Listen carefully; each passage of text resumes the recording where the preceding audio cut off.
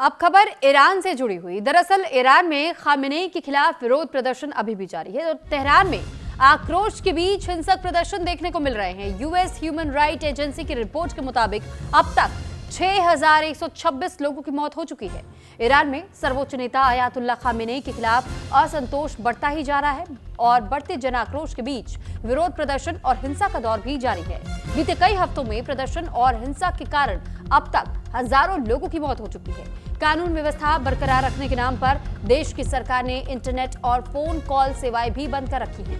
Ayatollah Khamenei के खिलाफ सड़कों पर उतरी जनता सरकार के खिलाफ लगातार आवाज बुलंद कर रही है। तेहरान में तैनात सुरक्षा बलों को भी कानून व्यवस्था बरकरार रखने के लिए कड़ी मशक्कत करनी पड़ रही है। ईरान में हालात कितने चिंताजनक है, इसका अंदाजा इस बात से भी लगाया जा सकता है कि अब तक 6126 लोगों की मौत हो चुकी है।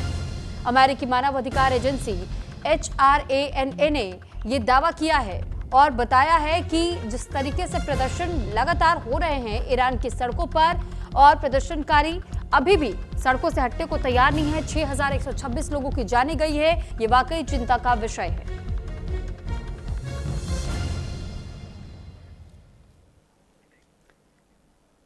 तो अब आपको ग्राफिक्स के जरिए समझा दें कि आखिर क्यों जल रहा है ईरान।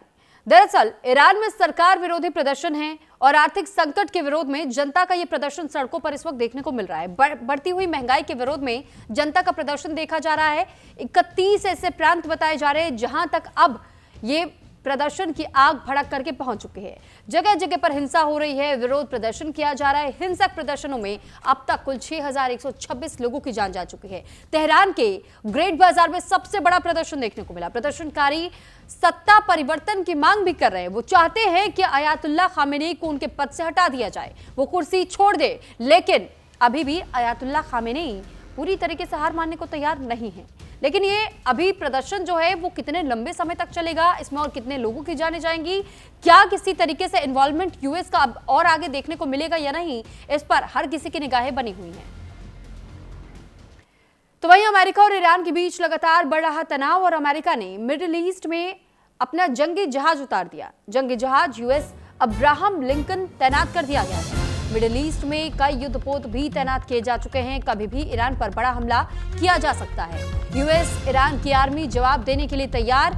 ये खामेनेई को लेकर के जिस तरीके से इस वक्त यूएस की ओर से तैयारी देखने को मिल रही है, तो वहीं खामेनेई इससे पहले ही स्पष्ट कर चुके हैं कि अगर यूएस की ओर से किसी तरीके का हमला होता है तो फिर उसके जवाब में हमारी तरफ से भी कार्रवाई की जाएगी। यूएस फाइटर जेट्स की उड़ान भरते ही करेंगे ड्रोन अटैक। तो ये यूएस की ओर से दावा। अमेरिका और ईरान में एक बार फिर से तनाव बढ़ता हुआ दिखाई दे रहा है। अमेरिका ने मिडिल ईस्ट में अपनी जंगी जहाज यूएस अब्राहम लिंकन को उतार दिया। इसके साथ ही कई युद्धपोतों को भी मिडिल ईस्ट क्षेत्र में अब लाया जा चुका है। अमेरिकी राष्ट्रपति डोनाल्ड ट्रंप के आदेश पर अमेरिकी सेना कभी भी ईरान के खिलाफ सैन्य कार्रवाई कर सकती है। दूसरी तरफ ईरान के सुप्रीम लीडर खामेनेई का यह कहना है कि अगर अमेरिका किसी भी तरह का हमला करता है तो उसकी आर्मी जवाब देने के लिए तैयार है। चेतावनी यह भी है कि अमेरिका के किसी भी फाइटर जेट के उड़ान भरने से पहले ईरान के आत्मघाती ड्रोन एक्टिव हो जाएंगे और अमेरिकी युद्धपोत पर हमला कर देंगे।